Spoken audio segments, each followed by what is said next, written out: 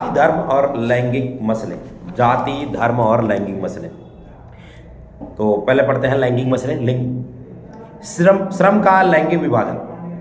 काम का वह विभाजन जिसके अंदर घर के अंदर का सारा काम घर की औरतें करती हैं। जैसे क्या है, लोगों की मानसिकता है, लोगों के दिमाग में धंसा पड़ा हुआ है क्या कि जो घर का काम है वो कौन करेगा? औरतें करेंगी। चौका, चूल्हा, बर्तन, बच्चे संभालना, खाना बनाना, कपड़े धुलना, ये सारा का सारा काम किसका? औरतों का। तो ये लैंगिक विभाजन है। मतलब क्या है, लोगों के दिमाग में क्या हुआ है, धंसा पड़ा हुआ। नारीवाद आंदोलन। नारीवाद आंदोलन का मतलब क्या है? जिन आंदोलन के द्वारा नारी के जीवन में व्यक्तिगत और पारिवारिक जीवन में बराबरी की मांग उठाई गई। यानी उन्होंने आंदोलन किया और आंदोलन करके बोला कि हम भी पुरुषों से कम नहीं, हमें भी पुरुषों की बराबरी करनी है। उठाई गई उन आंदोलन को क्या बोला जाता है? नारीवाद आंदोलन बोला जाता है। उन आंदोलन को क्या बोला जाता है? नारीवाद आंदोलन बोला जाता है। नारीवाद आंदोलन बोला जाता है। समाज में महिलाओं की भूमिका। हमारे समाज में महिलाओं की भूमिका क्या है? यह प्रचलित विश्वास है या चलन है कि औरतों का काम केवल बच्चों की देखभाल करना और घर की क्या करना है? देखभाल करना है। उनके कार्य को ज़्यादा मूल्यवान नहीं माना जाता। उनका जो कार्य होता है उससे ज़्यादा मूल्यवान नहीं माना जाता। आबादी में औरतों का हिस्सा आता है, परंतु राजनीतिक जीवन या सामाजिक जीवन में उनकी भूमिका ना के बराबर है। क्या कह रहा है? अगर आबादी, अगर जनसंख्या गिनी जाती है तो जनसंख्या गिनी जाती है तो जनसंख्या में क्या होता है? उन्हें तो गिना जाता है, लेकिन राजनीतिक में उनकी कोई हिस्सेदारी नहीं, समाज में उनकी कोई हिस्सेदारी नहीं। ऐसा ही कह रहे हैं सामाजिक जीवन में।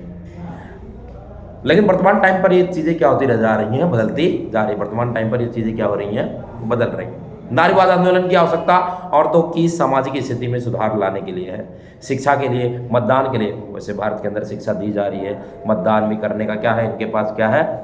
अधिकार है। मतदान भी करने का इनके पास क्या है? अधिकार है। महिलाओं की राजनीति में भी हिस्सेदारी है। इनकी स्थितियों में सामाजिक स्थिति को सुधारने के लिए है। इन आंदोलनों में महिलाओं के राजनीतिक और वैधानिक दर्जे को ऊंचा उठाने और उनके लिए शिक्षा तथा रोजगार के अवसर बढ़ाने की मांग की गई है। सार्वजनिक जीवन में महिलाओं की भूमिका का परिदृश्य क्या हो रहा है? बदल रहा है। अब सार्वजनिक जीवन में महिलाओं की, अब वर्तमान में आज सार्वजनिक जीवन के परिदृश्य में औरतों की भूमिकाएं काफ़ी ज़्यादा क्या हो गई हैं? बदल गई हैं। वे एक वैज्ञानिक, डॉक्टर, शिक्षक और आदि के रूप में सार्वजनिक जीवन में भूमिका क्या कर रही हैं? निभा रही हैं। स्कूल के अंदर चले जाते हैं तो स्कूलों के अंदर मैडमें ही ज़्यादा से ज़्यादा क्या होती है? टीचर, यानी फीमेल टीचर ज़्यादा से ज़्यादा होती है। महिलाओं के साथ भेदभाव तथा अत्याचार। उससे पहले सार्वजनिक जीवन में औरतों की भागीदारी फिनलैंड, स्वीडन और नॉर्वे जैसे देशों में सबसे ज़्यादा अधिक है। यानी औरतों की, नॉर्वे एक ऐसा देश है जिसकी बात करें तो नॉर्वे देश की जो रैंकिंग है, किसकी रैंकिंग है? HDI, मानव विकास सूचकांक की जो रैंकिंग है वो पूरे वर्ल्ड में सबसे नंबर 1 की है। मानव विकास सूचकांक की जो रैंकिंग है वो पूरे नंबर में, पूरे देश में सबसे नंबर 1 की है। अब महिलाओं के साथ साथ भेदभाव क्या होता है? कैसे भेदभाव? देखो, महिलाओं में साक्षरता की जो दर है 54%, जबकि पुरुषों में कितना परसेंट है? 76%। यानी महिलाएं केवल कितनी पढ़ी हुई हैं? 54%, यानी 100 में से 54 महिलाएं पढ़ी हुई है। और पुरुष कितने पढ़े लिखे हैं? 100 में से 76। ये भेदभाव हो रहा है। इसी प्रकार अब भी स्कूल पास करने वाली लड़कियों की संख्या सीमित है। उच्च शिक्षा की ओर कम कदम बढ़ा पाई हैं, क्योंकि माँ बाप लड़कियों की जगह लड़कों को शिक्षा पर ज़्यादा क्या कर रहे हैं? खर्च कर रहे हैं, करना पसंद करते हैं। ऊंचे पदों पर बहुत ही कम महिलाएं पहुंच पाई हैं। ऊंचे पद जो हाईएस्ट रैंक है, ऊंचे पद जैसे IAS IPS, तो यहाँ पर महिलाओं की जनसंख्या क्या है? बहुत ही क्या है? कम है। उच्च भुगतान अनुपात में औरतों की संख्या भी बहुत कम है, बहुत ही कम है भुगतान अनुपात। अभी महिला सांसदों की लोकसभा में संसद 100% तक, 100% तक नहीं पहुंची और प्रांतीय विधानसभा में उनकी संख्या 50% से भी कम है। महिलाओं को ज़्यादातर कम पैसे के लिए नहीं, महिलाओं को ज़्यादातर काम पैसे के लिए नहीं मिलते।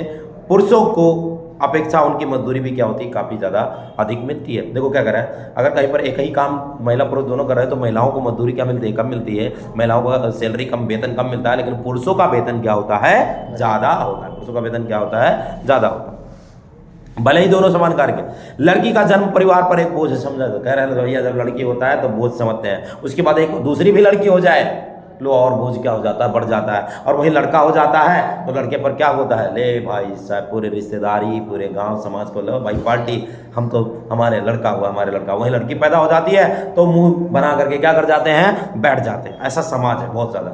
हम बात करें तो कुछ राज्य भारत के अंदर कुछ राज्य हैं जहाँ पर लड़की के पैदा होने पर बहुत ही ज़्यादा शोक मनाया जाता है। राजस्थान, हरियाणा, यहाँ पर इन दोनों के राज्यों की जो सेक्स रेशियो है वो भी बहुत ही क्या है, कम है। पितृ प्रधान समाज, हमारा समाज कैसा है, पितृ प्रधान। पितृ प्रधान का मतलब है जैसे आप से कोई पूछता तो क्या पूछता है, पिताजी का नाम पूछता है या फिर माताजी का नाम पूछता है? पिताजी का नाम। पिताजी जी के नाम से हमारी क्या होती है, पहचान होती है, याद करते हो। लेकिन हम वर्ण व्यवस्था के हिसाब से जाएं, यानी पीछे यानी वेद पुराण के हिसाब से जाएं, तो वहाँ पर हमारा जो व्यवस्था चलती थी, कौन सी व्यवस्था चलती थी, मातृवंशिता चलती थी। मातृवंशिता के हिसाब से क्या होता था, काम होता था। निजी और सार्वजनिक विभाजन, श्रम के लैंगिक विभाजन। अधिकतर महिलाएं अपने घरेलू की काम के अतिरिक्त अपनी आमदनी के लिए कुछ ना कुछ काम करती हैं। उनके काम को ज़्यादा मूल्यवान नहीं माना जाता और उन्हें दिन रात काम करने के बावजूद भी कोई श्रेय नहीं दिया जाता। जैसे पुरुष जाता है बाहर 8 घंटे 10 घंटे काम करके चले जाता है, लेकिन आपके घर के अंदर जो आपके माता जी हैं वो सुबह से लेकर के रात को 10 बजे तक 11 बजे तक, जब तक सब लोग खा पी करके सो नहीं जाता, तब तक सो नहीं जाते, तब तक माता जी क्या करती रहती, काम करती रहती हैं, लेकिन उन्हें कोई श्रेय नहीं दिया जाता। अरे घर के ही काम तो कर रही है, क्या हालत कर रही है, तो बोल देना घर की मुर्गी दाल बराबर। मनुष्य जाति की आबादी में औरतों का हिस्सा आधा है, पर सार्वजनिक जीवन में खासकर राजनीति में उनका हिस्सा नगण्य है, ना के बराबर है। अभी मेरे ख्याल से भारत के अंदर इतने सारे राज्य हैं, सभी राज्यों को जो देखा जाए तो इन राज्यों में से केवल वेस्ट बंगाल यानी पश्चिम बंगाल ही एक ऐसा राज्य है जहाँ की चीफ मिनिस्टर क्या है, महिला। बाकी हर जगह पर क्या है, पुरुष। हाँ, हमारे राष्ट्रपति जो प्रथम व्यक्ति बोला जाता है, राष्ट्रपति जो है वो भी क्या है, महिला है। महिला। विभिन्न देशों में महिलाओं को वोट का अधिकार प्रदान करने के लिए आंदोलन, विभिन्न देशों में, भारत में नहीं हुआ कि महिलाओं को वोट डालने का क्या मिले, अधिकार मिले, भारत में नहीं हुआ। लेकिन विभिन्न देशों की बात करें, अन्य देशों की बात करें तो वहाँ महिलाओं को क्या करना पड़ा, वोट डालने के लिए क्या करना पड़ा, आंदोलन करने पड़े कि हमें भी वोट डालने, मतदान करने का क्या दो, अधिकार दो। ऐसे ही आंदोलनों को नारीवाद आंदोलन कहा जाता है। जीवन के विभिन्न पहलू जिनमें भारत में स्त्रियों का साथ भेदभाव होता है, क्या समाज में महिलाओं का निम्न स्थान, भारतीय समाज में महिला को सदा पुरुष के दीन ही रखा गया है, उससे कभी भी अधीन ही रखा गया है, उसे कभी भी स्वतंत्र रूप से रहने का अवसर नहीं दिया गया। बालिकाओं के प्रति उपेक्षा, आज भी बालिकाओं को अनेक प्रकार से अवहेलना, यानी लड़कियों को बहुत प्रकार की अवहेलना झेलनी पड़ती है। लड़के के जन्म पर आज भी बड़े खुश होते हैं और वही लड़की पैदा हो जाए तो क्या होता है, दुख मनाया जाता है। दुख मनाया जाता है लड़की के पैदा होने पर। दूसरी लड़की पैदा हो जाए तो और भी बोझ बन जाता है उनके ऊपर। शिक्षा के क्षेत्र में लड़कियों के भेदभाव किया जाता है, जबकि लड़कों का जीवन यापन करने के लिए कोई ना कोई काम सिखाया जाता है। लड़कियों को रसोई तक ही क्या रखा जाता है, सीमित रखा जाता है। अब लड़कियों के साथ भेदभाव क्या हो रहा है, साक्षरता दर के आधार पर हो रहा है, ऊंची तनख्वाह के आधार पर हो रहा है। महिलाओं के घर के काम को मूल्यवान नहीं माना जाता है। पुरुषों की तुलना में कम मजदूरी मिलती महिलाओं को। लड़की को जन्म लेने से पहले ही क्या कर देखा, यानी कन्या भ्रूण हत्या जो करवाई जाती है, ऐसा भी होता है। महिलाओं को उत्पीड़न, शोषण और उन पर होने वाली हिंसाएं होती हैं। सांप्रदायिक, अगला ये तो था लैंगिक मसले। अब पढ़ते हैं सांप्रदायिकता। सांप्रदायिकता का मतलब होता है जब एक धर्म अपने आप को सबसे ऊंचा बताता है और दूसरे धर्म को क्या बताता है, नीचा बताता है। अपने धर्म को क्या करता है, वाहवाही करता है और दूसरे धर्म को क्या देता है, गाली देता है। उसे क्या बोला जाता है, सांप्रदायिकता। क्या बोला जाता है, सांप्रदायिकता। सांप्रदायिकता समझ में आया, सांप्रदायिकता क्या होते हैं। शिक्षा द्वारा, शिक्षा के पाठ्यक्रम में सभी धर्मों को अच्छा बताया जाए। अब सुधार कैसे किया जाए, इनकी जो सांप्रदायिकता, इन बुराइयों को दूर कैसे किया जाए, शिक्षा द्वारा। यानी सभी को क्या बताया, भैया सबका धर्म है, सबके अपने धर्म है और सबके अपने अपने धर्म क्या है, अच्छे हैं, ऐसा बताया जाए। प्रचार द्वारा, प्रचार भी किया जाए। किसके द्वारा, समाचार, रेडियो, टीवी, इन सब के द्वारा प्रचार। धर्म और सांप्रदायिकता और राजनीति, धर्म और सांप्रदायिकता और राजनीति, धर्म, सांप्रदायिकता और राजनीति। लैंगिक विभाजन के विपरीत धार्मिक विभाजन अक्सर रणनीति के मैदान में अभिव्यक्त होता है, राजनीति के मैदान में अभिव्यक्त होता है। लैंगिक विभाजन के विपरीत धार्मिक विभाजन अक्सर राजनीति के मैदान में अभिव्यक्त होता है। धार्मिक विभाजन को सांप्रदायवाद कहते हैं। सांप्रदाय के कारण देश में झगड़े और शांति भंग होती है। ऐसे वातावरण में लोकतंत्र परम नहीं सकता। यानी जहाँ सांप्रदायिकता होगा वहाँ पर क्या होगा, झगड़े होंगे। दो ग्रुप आपस में, दो समुदाय आपस में क्या कर रहा होगा, लड़ रहा होगा। वहाँ लोकतंत्र की शुरुआत नहीं हो सकती, लोकतंत्र सही से पनप नहीं पाता। समुदायवाद के कारण देश के अंदर घृणा व मतभेद उत्पन्न होते हैं और देश की एकता समाप्त हो जाती है। इस प्रकार लोकतंत्र को क्या होता है, खतरा उत्पन्न हो जाता है। जब एक धर्म के विचारों को दूसरे धर्म से श्रेष्ठ माना जाता है, जो अभी मैंने बताया कि भैया एक धर्म क्या है, जैसे क्या बहुत सारे लोग होते हैं, बहुत सारे धर्म वाले क्या कहेंगे, हमारा धर्म सबसे अच्छा है और हम ही सबसे क्या है ऊपर है, और दूसरे वाले धर्म को क्या दिखाएंगे, नीचा दिखाएंगे। तो ये संप्रदायवाद है। इससे क्या होगा, झगड़ा लड़ाई मारपीट होगा। लोकतंत्र की सफलता का आधार जनता में सहनशीलता। लोकतंत्र की सफलता, अगर लोकतंत्र अगर सफल होता है तो उसका रीजन क्या है, जनता सहनशील है, जनता साझेदारी है, जनता बंधुत्व है, भाईचारा का भावना समझती है, सभी के विचारों को प्रति सहिष्णुता होती है। सहिष्णुता मतलब सभी की सहने वाला आदि। परंतु सांप्रदायवाद के कारण इन सभी के मार्ग में बाधा उत्पन्न। अगर सांप्रदायवाद का मतलब समझ लो कट्टर, क्या कट्टर, सांप्रदायवाद का मतलब है वो बंदा क्या है, कट्टर है। तो कट्टर होने का मतलब क्या है, जो अपने धर्म को क्या बताएगा, ऊंचा बताएगा, दूसरे धर्म को क्या बताएगा। सांप्रदायिकता के रूप क्या हो सकते हैं, कैसा रूप, एक धर्म को दूसरे धर्म से श्रेष्ठ मानना, यानी अपने धर्म को ऊंचा बता रहे, दूसरे धर्म को गाली दे रहे हैं। अलग राजनीति इकाई बनाने की इच्छा, यानी तुम अलग ये बना क्या कर रहे हो, पार्टी बना रहे हो। धर्म के पवित्र प्रतीकों, धर्म गुरुओं और भावनात्मक अपीलों को क्या करना, प्रयोग करना। संप्रदाय के आधार पर हिंसा करना, दंगा करवाना, नरसंहार करवाना। नरसंहार जानते हो क्या होता है, हाँ, यानी मनुष्य का संहार। धर्मनिरपेक्ष शासन, धर्मनिरपेक्ष, भारत एक धर्मनिरपेक्ष देश है। धर्मनिरपेक्ष देश होने का मतलब यह है कि यहाँ पर किसी एक विशेष धर्म को बढ़ावा नहीं दिया जाता है, धर्मनिरपेक्ष देश बोला जाता है। पाकिस्तान एक इस्लामिक देश है, वहाँ एक विशेष धर्म को क्या दिया जाता है, बढ़ावा दिया जाता है। नेपाल एक हिंदू देश है, वहाँ पर हिंदुओं को क्या किया जाता है, बढ़ावा दिया जाता है। लेकिन भारत क्या है, धर्मनिरपेक्ष देश है, यहाँ धर्मनिरपेक्ष यानी किसी भी विशेष धर्म को बढ़ावा नहीं दिया जाता है। भारत का संविधान किसी धर्म को विशेष दर्जा नहीं देता। किसी भी धर्म का पालन करने और प्रचार करने की आज़ादी है। धर्म के आधार पर किए जाने वाले किसी तरह के भेदभाव को अवैधानिक घोषित, यानी धर्म के आधार पर अगर हम किसी के साथ भेदभाव करते हैं तो गैर कानूनी कार्य है। शासन को धार्मिक मामले में दखल देने का अधिकार है। संविधान में किसी भी तरह के जातिगत भेदभाव का निषेध किया गया है।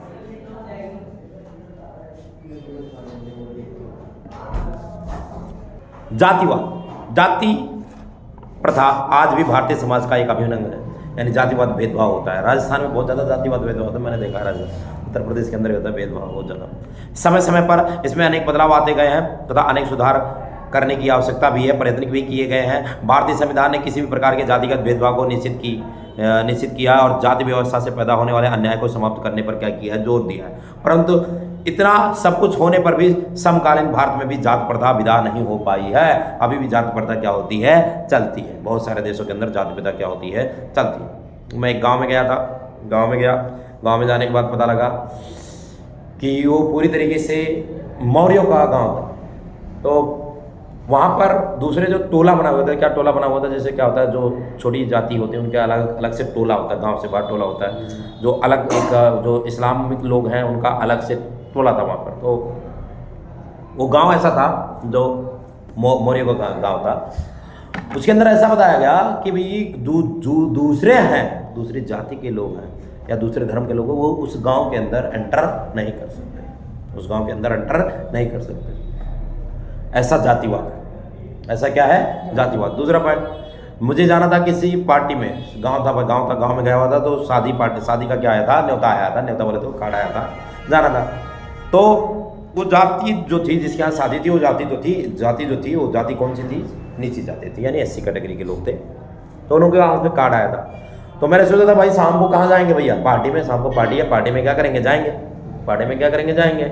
बंटन सवर के जैसे तैयार हुए तो बोले कहाँ, मतलब पार्टी, तो पार्टी है भाई, शादी ब्याह में जाकर क्या करना है, खाना खाना है। तो दादी जी क्या कहती है, नहीं वहाँ पर जाना है, सिर्फ न्योता लिखवाना है और काम करवाना है, चले आना है, खाना घर पे खाना है, वहाँ का खाना नहीं खाना है। जातिवाद, भेदभाव, जातिवाद, भेदभाव। तो ये जातिवाद है। यहाँ पर लोगों के दिमाग में क्या कर दिया गया, डाल दिया गया। इसके अलावा राजनेता भी जो भी देश के राजनेता भी वो भी क्या करते हैं, जातिवाद करते रहते हैं। जातिवाद जैसे कि ओबीसी चिल्ला रहे हैं। आज के वर्तमान के हमारे नेता राहुल गांधी जी क्या कर रहे हैं, वो चिल्ला रहे हैं ओबीसी पर ध्यान नहीं दिया गया। तो उनसे पूछना ये है कि भाई 70 सालों से क्यों नहीं ध्यान दिए। आज तुम्हें बड़ी याद आई पिछले 10 साल के अंदर क्या हो गया ऐसा कि आज तुम्हें बड़ी याद आई कि हमें ओबीसी पर ध्यान देना है या SC पर क्या करना है, ध्यान देना है। इससे पहले 70 साल में तुम क्या कर रहे थे, या जो एक ही परिवार से 4 प्रधानमंत्री बन करके क्या हुए निकले, वो सब क्या कर रहे थे, तो तुम्हें क्या ही याद आई। ठीक है, सब के सब ऐसे करते हैं।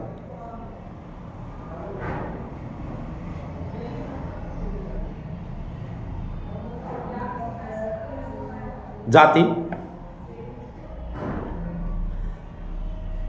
व्यवस्था के कुछ पुराने पहलू आज भी विद्यमान है। अभी भी अधिकतर लोग अपनी जाति या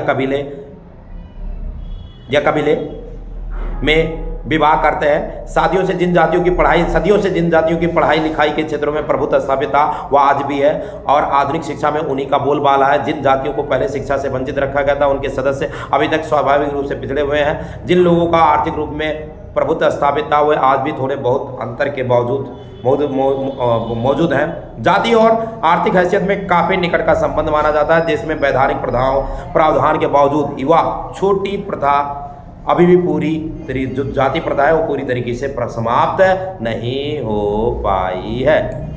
राजनीति में जाति कैसे होता है? चुनाव के क्षेत्र में मतदाताओं की जाति का हिसाब ध्यान में रखना। कहीं पर चुनाव होता है तो भाई हम इस जाति को सपोर्ट कर रहे हैं तो ये इसकी क्या प्रायिकता है, प्रोबेबिलिटी है कि इतने जाति के लोग हमारे यहाँ पर क्या करेंगे, हमें ही क्या करेंगे, वोट देंगे। जैसे कि क्या उत्तर प्रदेश के अंदर खड़ा हो जाता है, कौन खड़ा हो जाता है?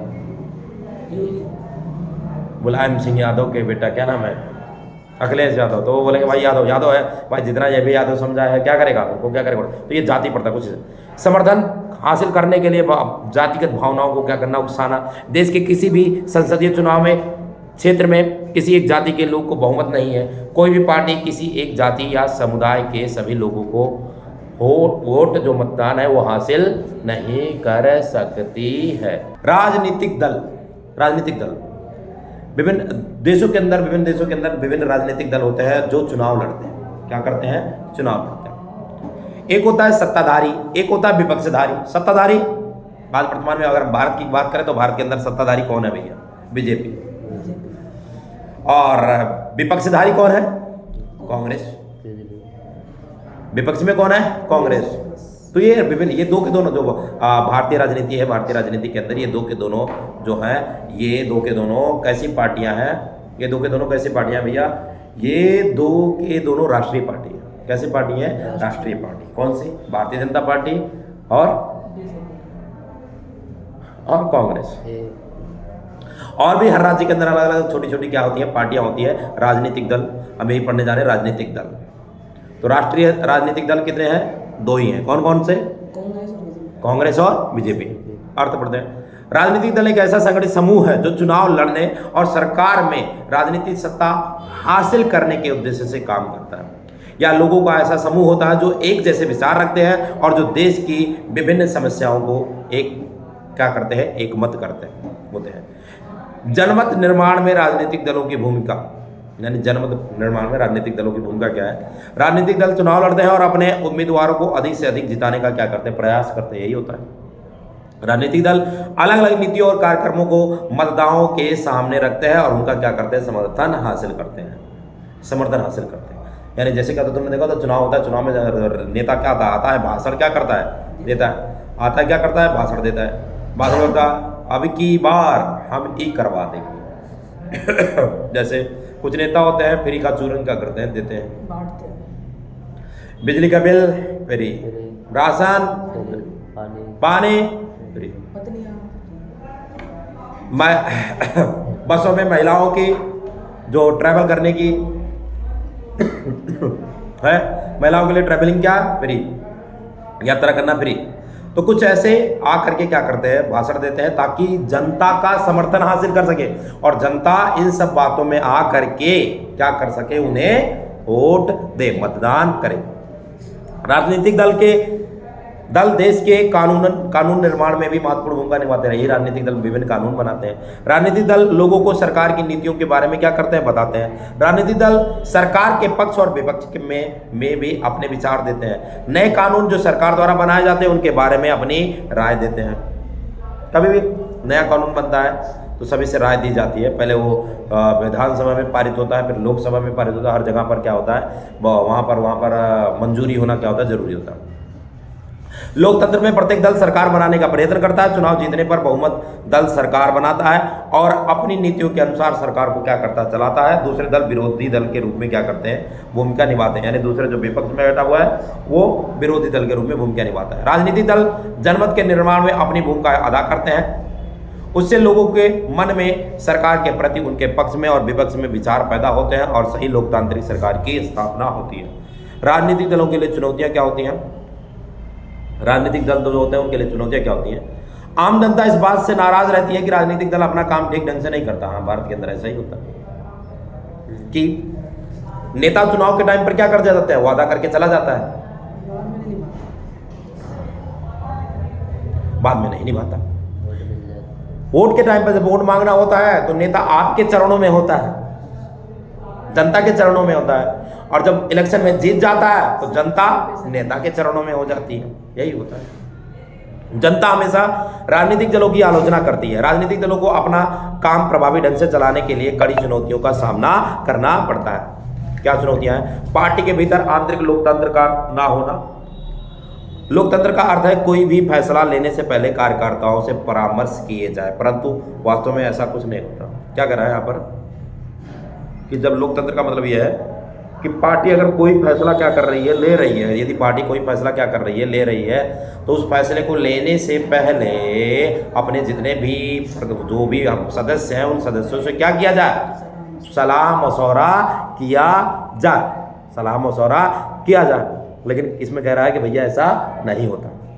ऊपर के कुछ नेता हैं कि सभी फैसले क्या कर लेते हैं, स्वयं ले लेते हैं। इसे कार्यकर्ताओं में नाराजगी क्या करती बनी रहती है, जो दोनों पार्टी जनता के लिए हानिकारक सिद्ध हो सकती है। पार्टी के बीच आंतरिक चुनाव भी नहीं होते कि किसको मुखिया बनाना है। पार्टी के नाम पर सारे फैसले लेने का अधिकार उस पार्टी के मुखिया को होता है, जो मुखिया होता है वही लेता है। इसके अलावा आता है वंशवाद की चुनौती। वंशवाद का मतलब क्या है? अधिकांश राजनीतिक दल पारदर्शी ढंग से अपना काम नहीं करते हैं। इसके लिए उनके नेता इस बात का अनुचित लाभ लेते हैं कि अपने नजदीकी लोगों और यहाँ तक कि अपने ही परिवार के लोगों को क्या करते हैं, आगे बढ़ाते हैं। समझ में आ रहा है? वंशवाद की चुनौती मतलब क्या है? मतलब जैसे कांग्रेस को देख लो, पूरी की पूरी फैमिली वही लगे पड़े होते हैं, गांधी गांधी गांधी गांधी, सबके सब वही लगे पड़े हुए हैं। भाई किसी और को भी तो मौका दो, किसी और को मौका दो। ये वंशवाद की चुनौती। मान लो जो देश का प्रधानमंत्री है, अब उसके पास तो वंशवाद चल नहीं सकता। देश के प्रधानमंत्री के पास तो वंशवाद चल नहीं पा सकता। अब उत्तर प्रदेश में चले जाए, वहां पर भी नहीं चल सकता। दिल्ली में आते हैं, जहां पर हम बैठे हुए यहाँ आते हैं, तो यहाँ चल सकता है। क्यों चल सकता है? ठीक है। वंशवाद की चुनौती समझ में? वंशवाद की चुनौती मतलब वंशवाद की चुनौती का मतलब यह है कि भैया आज मैं देश का प्रधानमंत्री हूं तो मेरे बाद मेरा बेटा ही बनना चाहिए, मैं पूरी जी जान लगा दूंगा। उसके बाद उसका बेटा बनना चाहिए, यानी अर्थात मेरा पोता बनना चाहिए। तो ये वंशवाद है। ये क्या है? वंशवाद। ये राजनीति के अंदर बहुत ज्यादा समस्या है, वंशवाद। पैसा और अपराधी तत्वों की बढ़ती घुसपैठ। अब क्या होता है जब पैसा और अपराधी, जैसे क्या होता है चुनाव का टाइम होता है, चुनाव के टाइम पर क्या कर दिया जाता है, भैया हमें ही वोट देना, ठीक है, एक ये और दो चार कुछ पैसा क्या कर देना, ले देना है, और लोगों तक क्या कर देना, पहुंचा, या फिर जबरदस्ती बलपूर्वक क्या कर लेना, बलपूर्वक क्या कर लेना, वोट डलवा देना। हाँ हमें ही क्या करना है, वोट डालना है। या फिर क्या होता है वोट डालने में, वो मतदान करने में भी क्या कर लेते हैं, घपलेबाजी कर लेते हैं। क्या घपलेबाजी कर लेते हैं? मान लो मेरे नाम का बिल है, मतलब मेरा नाम है, मतदान सूची में मेरा नाम है, और मेरी जगह कोई और ही गया क्या करके डाल करके चला गया, और जब मैं डालने के लिए गया तो पता लगा, अरे तुमने तो कर दिया, तुम्हारे कैसे, मेरी जगह कोई और गया मतदान डाल करके क्या गया, चला गया। यहाँ पर भी क्या हो जाती है, घपलेबाजी होती। तो यही है पैसा और अपराधी तत्वों की बढ़ती घुसपैठ। पार्टियों के बीच विकल्पहीनता की स्थिति। पार्टियों के बीच, अब पार्टी जैसे मान लो हमने क्या करना, पीएम का चुनाव आ 2024 में, लोकसभा का क्या है चुनाव, तो हमारे पास क्या होना चाहिए, विकल्प होना चाहिए। विकल्प, अगर हम बीजेपी को वोट नहीं देते हैं तो दूसरा किसको वोट दें, किसको वोट दें भाई? एक जो भी सत्ता में बैठा हुआ, सत्ता में कौन बैठा हुआ, बीजेपी। अगर बीजेपी के पास, बीजेपी के अलावा कोई और ऑप्शन है तो कौन ऑप्शन है, तो दूसरा ऑप्शन किसका था भाई, कांग्रेस का था। अब कांग्रेस के अंदर क्या कोई नेता ढंग का है? ऐसा कुछ होना चाहिए भाई। हाँ भाई ये भी देश का क्या कर सकता है, विकास कर सकता है, देश का 10वें स्थान से 11वें स्थान से देश को कहाँ पर 5वें स्थान पर पहुंचा सकता है। हाँ भाई ऐसा बंदा है तो हम वोट करेंगे, बाकी अपनी अपनी इच्छा होती है। तो पार्टियों के बीच विकल्पहीनता की भी स्थिति ऐसी होती है। आज के युग में भारत में ही नहीं वरन विश्व भर के राजनीतिक दलों के पास विकल्प की कमी है। उनके पास नई नई चीजें पेश करने के लिए कुछ भी नहीं होती है। राजनीतिक दलों में सुधार लाने के लिए विभिन्न दलों की नीतियों एवं कार्यक्रमों में महत्वपूर्ण अंतर ही सार्थक विकल्प है। आजकल दलों के बीच वैचारिक अंतर कम होता है। हमारे देश में सभी बड़ी पार्टियों के बीच आर्थिक मामलों पर बड़ा कम अंतर रह गया है। जो लोग इससे अलग अलग नीतियां चाहते हैं उनके लिए कोई विकल्प उपलब्ध नहीं है। अच्छे नेताओं के देश के अंदर, अच्छे और ईमानदार नेताओं के देश के अंदर क्या है, कमी है। कभी कभार ये होता है जो अच्छा और ईमानदार नेता देश के अंदर क्या होता है, आता है, नहीं तो भ्रष्टाचार भ्रष्टाचार भ्रष्टाचार, गरीबों को क्या किया जाता है, लूटा जाता है। दलों के सुधार, अगर हमने इन राजनीतिक दलों को सुधारना है तो सुधारने के लिए क्या किया जाए? विधायकों और सांसदों को दल बदल करने से रोकने के लिए संविधान में संशोधन किया जाए। ये तो दल बदल कर लेते हैं बिन फेदे की लोटे की तरह, जहां जिधर देखते हैं उधर फायदा उधर क्या कर लेते हैं, लुढ़क लेते हैं। तो इसमें परिवर्तन करने की क्या है, जरूरत है भैया। तुम जिस पार्टी से हो, जिस पार्टी से चुनाव लेकर के लड़े हो, उसी पार्टी में रहोगे, तुम दल बदल नहीं कर सकते हो। उच्च न्यायालय ने पैसे और अपराधियों का प्रभाव कम करने के लिए एक आदेश जारी किया है। अपनी संपत्ति और आपराधिक मामलों का ब्यौरा एक शपथ पत्र के माध्यम से देना अनिवार्य कर दिया गया है। यानी जैसे कोई नेता क्या कर रहा है, चुनाव लड़ रहा है और उस पर आपराधिक मामले है, तो भाई दिखाओ भाई तुम्हारे पास क्या तुम्हारे ऊपर कौन से आपराधिक मामले हैं। और ऐसा भी कानून होना चाहिए कि भाई जो अगर तुम्हारे ऊपर अपराध है तो तुम चुनाव नहीं लड़ सकते हो, शायद कानून है ये। चुनाव आयोग के आदेश के जरिए संगठनिक चुनाव कराना और आयकर का रिटर्न भरना अनिवार्य है। यानी तुम आयकर भी, इनकम टैक्स रिटर्न फाइल भी क्या करो, भरो कि हाँ तुम्हारी कितनी इनकम है और तुमने कितना टैक्स पे किया है। राजनीतिक दलों के आंतरिक कामकाज को व्यवस्थित करने के लिए कानून बनाया गया है। चुनाव का खर्चा सरकार उठाए ताकि गरीब व्यक्ति भी चुनाव में खड़ा हो सके। और जब चुनाव हो तो चुनाव का खर्चा सरकार उठाए ताकि गरीब व्यक्ति भी चुनाव में क्या हो सके, खड़ा हो सके और चुनाव क्या कर सके, लड़ सके। क्योंकि चुनाव जब लड़ते हैं तो चुनाव में बहुत भारी मात्रा में क्या होता है, खर्चा होता है। अब वो खर्चा एक गरीब व्यक्ति तो उठा नहीं सकता, उठाएगा कौन? अमीर, जिसके पास पैसा होगा वही, इसका मतलब जिसके पास पैसा होगा वही चुनाव क्या कर सकता है, लड़ सकता है। लेकिन जिसके पास पैसा है, पैसे की कोई कमी नहीं है, वो चुनाव लड़ेगा तो कभी गरीबों की कदर करेगा नहीं, गरीबों की समस्याओं को सुलझाएगा है नहीं। तो चुनाव में खर्च हो, खर्चा कौन उठाए, सरकार उठाए, और ताकि गरीब व्यक्ति भी चुनाव क्या कर सके, लड़ सके। लोकतंत्र के परिणाम, लोकतंत्र का परिणाम क्या है, पहले पता होना चाहिए लोकतंत्र होता क्या है। लोकतंत्र होता क्या है? लोकतंत्र का अर्थ है लोगों के लिए, लोगों के द्वारा। ऐसी सरकार जो लोगों के द्वारा क्या की जाती है, चुनी जाती है, और लोगों के लिए वो क्या करता है, काम करता है। लोकतंत्र शासन सबसे बेहतर क्यों है? क्योंकि लोकतंत्र नागरिकों में समानता के भाव को बढ़ावा देता है, यानी समानता को बढ़ावा देता है। लोकतंत्र व्यक्ति की गरिमा को बढ़ावा देता है। लोकतंत्र बेहतर फैसले लेने की ताकत देता है। लोकतंत्र टकराव को टालने की तरीका प्रदान करता है। लोकतंत्र में गलतियों को सुधारने की गुंजाइश होती है। गलतियों को सुधारने की गुंजाइश क्या मतलब है कि मान लो हमने गलती से गलत सरकार चुन लिया तो हमारे पास टाइम होता है कि 5 साल के बाद हम फिर से क्या कर देंगे, बदल देंगे। लोकतंत्र ही बुनियादी संविधान होता है जिसमें सरकार के निर्माण और चुनाव की क्रिया का वर्णन होता है। लोकतंत्र में नागरिकों के अधिकारों की सुरक्षा की गारंटी दी जाती है। लोकतंत्र के सभी सामाजिक, आर्थिक और राजनीतिक समस्याओं का समाधान किया जाता है। लोकतंत्र में सभी सामाजिक, आर्थिक, राजनीतिक समस्याओं का समाधान किया जाता है। लोकतांत्रिक शासन उत्तरदायी, जिम्मेदार और वैध शासन होती है। लोकतंत्र उत्तरदायी सरकार, उत्तरदायी यह लोकतंत्र ही है जो एक उत्तरदायी सरकार को संभव बनाती है। ऐसी सरकार कायदे कानून को मानती है और लोगों के लिए जवाबदेह होती है। अगर कुछ हो जाता है तो उसके लिए जवाब, क्योंकि यह लोगों की सरकार है, लोगों के द्वारा बनाई गई सरकार है और लोगों के लिए सरकार है। लोगों द्वारा चुने गए प्रतिनिधि लोगों के प्रति उत्तरदायी होते हैं। अगर लोग उनके कामों से नाखुश हैं तो लोग अगले आम चुनाव में अपने नेता क्या कर सकते हैं, बदल सकते हैं। अपने नेता क्या कर सकते हैं, बदल सकते हैं। जिम्मेदार सरकार, लोकतांत्रिक सरकार में लोगों को यह जानने का अधिकार होता है कि जो निर्णय सरकार द्वारा लिए गए, क्या वह निर्णय पूरे कायदे कानून के अनुसार लिए गए हैं। ऐसी पारदर्शिता गैर लोकतांत्रिक देशों में देखने को नहीं मिलती है। वैध सरकार या वैध शासन व्यवस्था है, यह सुस्त हो सकती है, काम कुशल हो सकती है, उसमें भ्रष्टाचार हो सकता है, लेकिन यह लोगों की जरूरतों को अनदेखा नहीं कर सकती। इसी कारण पूरी दुनिया में लोकतांत्रिक सरकार के विचार में प्रति जबरदस्त समर्थन का भाव है। लोग अपने द्वारा चुने गए प्रतिनिधियों का शासन चाहते हैं। समर्थक ने जिस नेता को क्या किया है, चुना है, उस नेता का ही क्या करते हैं, शासन चाहते हैं, ताकि वही इस क्षेत्र के अंदर क्या करे, शासन करे।